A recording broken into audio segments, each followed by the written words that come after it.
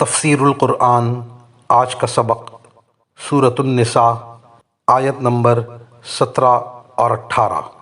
اعوذ باللہ من الشیطان الرجیم، بسم اللہ الرحمن الرحیم۔ انما التوبۃ علی اللہ للذین یعملون السوء بجہالۃ ثم يتوبون من قریب فأولئک یتوب اللہ علیہم وکان اللہ علیما حکیما۔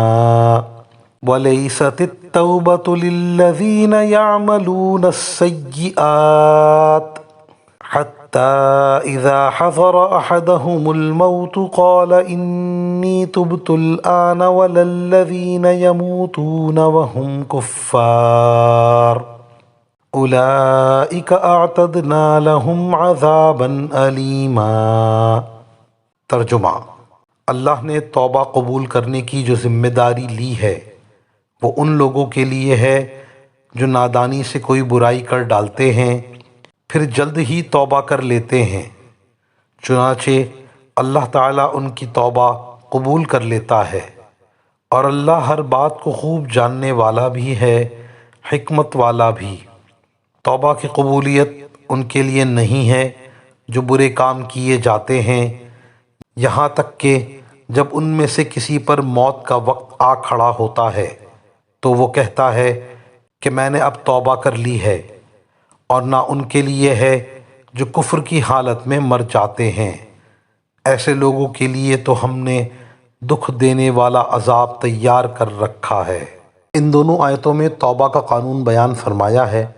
اولاً تو یہ فرمایا کہ جو لوگ حماقت سے گناہ کر بیٹھیں پھر جلد ہی توبہ کر لیں تو اللہ تعالیٰ ان کی توبہ قبول فرماتا ہے۔ اگر توبہ سچی ہو تو اللہ تعالیٰ کے ہاں ضرور قبول ہوگی اور گناہ معاف ہو جائے گا۔ صغیرہ گناہوں کا کفارہ تو نیکیوں سے بھی ہوتا رہتا ہے، لیکن کبیرہ گناہ صرف توبہ ہی سے معاف ہوتے ہیں، اور صغیرہ گناہ کو بھی معمولی نہ سمجھا جائے، کیونکہ یہ بھی خالق و مالک جل جلالہ کی بغاوت ہے، اور اس پر بھی مواخذہ اور عذاب ہو سکتا ہے۔ جب کوئی گناہ ہو جائے، چھوٹا ہو یا بڑا، جلد از جلد توبہ کر لیں۔ توبہ کی کیا حقیقت ہے اس کو سمجھنا چاہیے۔ بہت سے لوگ زبان سے توبہ توبہ کے الفاظ نکال دیتے ہیں اور ان کے دل میں ذرا بھی اس بات کی کسک نہیں ہوتی کہ گناہ چھوڑ دیں۔ سو جاننا چاہیے کہ توبہ کے 3 جز ہیں۔ اول یہ کہ جو بھی گناہ ہو گئے ہیں ان سب پر سچے دل سے خوب ندامت ہو اور اس بات کی شرمندگی و پشیمانی ہو کہ ہائے میں نے کیا کر دیا، میں نے اپنے خالق و مالک کی نافرمانی کر دی۔ دوسرا جز یہ ہے کہ آئندہ گناہ نہ کرنے کا خوب پکا عزم ہو۔ تیسرا جز یہ ہے کہ جو حقوق ضائع کیے، چاہے اللہ تعالیٰ کے حقوق ہوں یا بندے کے، ان کی ادائیگی کرے۔